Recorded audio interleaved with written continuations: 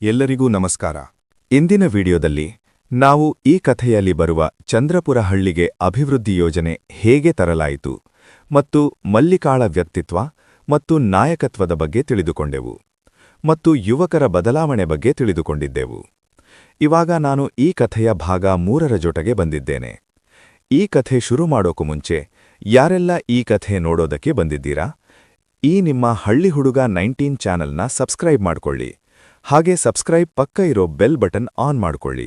ಮತ್ತೆ ವಿಡಿಯೋ ಇಷ್ಟ ಆದ್ರೆ ಲೈಕ್ ಮಾಡಿ, ಶೇರ್ ಮಾಡಿ ಮತ್ತೆ ಕಮೆಂಟ್ ಮಾಡಿ. ಬನ್ನಿ ವಿಡಿಯೋ ಶುರು ಮಾಡೋಣ.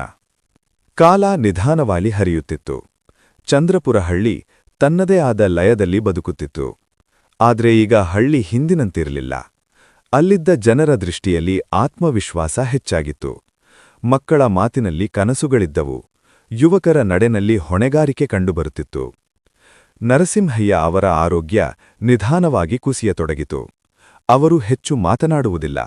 ಆದರೆ ಬನಿಯನ್ ಮರದ ಕೆಳಗೆ ಕುಳಿತು ಹಳ್ಳಿಯನ್ನು ನೋಡುವುದು ಅವರ ದಿನಚರಿ. ಒಮ್ಮೆ ಮಲ್ಲಿಕಾ ಅವರ ಬಳಿ ಕುಳಿತುಕೊಂಡು ಕೇಳಿದಳು, ತಾತ, ನಿಮಗೆ ಯಾವುದಾದರೂ ಬೇಸರ ಇದೆಯಾ? ಅವರು ಮೃದುವಾಗಿ ನಗುತ್ತಿದ್ದರು. ಬೇಸರವಿಲ್ಲ ಮಗಳೇ. ಈಗ ಹಳ್ಳಿಯ ಹೊಣೆ ನಿಮ್ಮ ಕೈಯಲ್ಲಿದೆ ಅನ್ನೋದನ್ನ ನೋಡಿ ನೆಮ್ಮದಿ ಸಿಗುತ್ತಿದೆ. ಆ ಮಾತುಗಳು ಮಲ್ಲಿಕಾಳ ಕಣ್ಣಲ್ಲಿ ನೀರು ತರಿಸಿತು. ಅವಳು ತನ್ನನ್ನು ಇನ್ನಷ್ಟು ಬಲವಾಗಿಸಿಕೊಳ್ಳಲು ನಿರ್ಧರಿಸಿದಳು. ಈ ನಡುವೆ ಚಂದ್ರಪುರದಲ್ಲಿ ಹೊಸ ಪ್ರಯತ್ನ ಶುರುವಾಯಿತು. ಹಳ್ಳಿಯ ಶಾಲೆಯನ್ನು ವಿಸ್ತರಿಸುವ ಯೋಜನೆ ಕೈಗೆತ್ತಿಕೊಳ್ಳಲಾಯಿತು.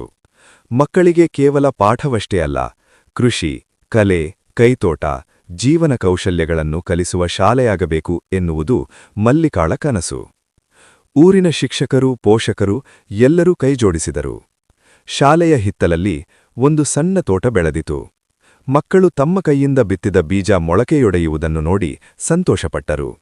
ನಾವು ಬೆಳೆದದ್ದು ತಿನ್ನುವುದೇ ಎಷ್ಟು ಚೆನ್ನಾಗಿದೆ ಎಂದು ಅವರು ಹೇಳಿಕೊಳ್ಳುತ್ತಿದ್ದರು. ಆ ಮಾತು ಕೇಳಿದಾಗ ಹಿರಿಯರ ಮುಖದಲ್ಲಿ ಹೆಮ್ಮೆ ಮೂಡುತ್ತಿತ್ತು.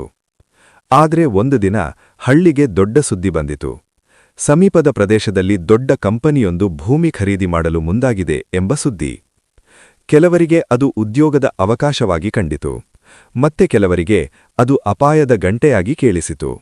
ಹಳ್ಳಿಯಲ್ಲಿ ಒಮ್ಮೆಲೆ ಗೊಂದಲ ಉಂಟಾಯಿತು. ಸಭೆ ನಡೆಯಿತು.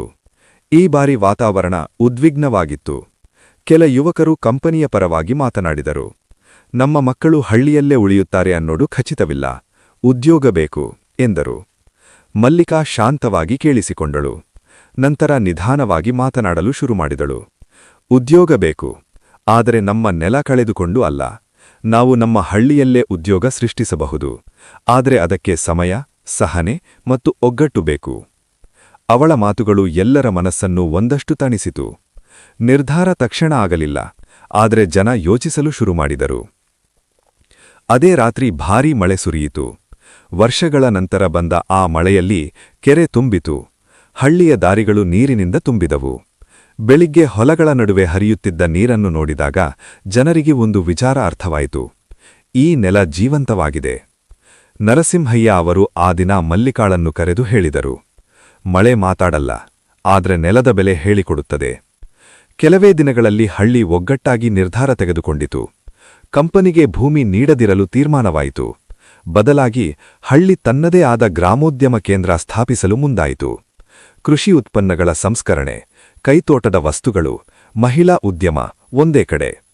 ಹಳ್ಳಿಯ ಮಹಿಳೆಯರು ಮೊದಲ ಬಾರಿಗೆ ತಮ್ಮ ಕೈಚರವಿಗೆ ಮೌಲ್ಯ ಸಿಗುತ್ತಿರುವುದನ್ನು ಕಂಡರು. ಯುವಕರು ನಗರಕ್ಕೆ ಹೋಗದೆ ಹಳ್ಳಿಯಲ್ಲೇ ಕೆಲಸ ಮಾಡುವ ಅವಕಾಶ ಪಡೆದರು. ಚಂದ್ರಪುರ ಮತ್ತೆ ಒಂದು ಹೊಸ ಅಧ್ಯಾಯಕ್ಕೆ ಕಾಲಿಟ್ಟು.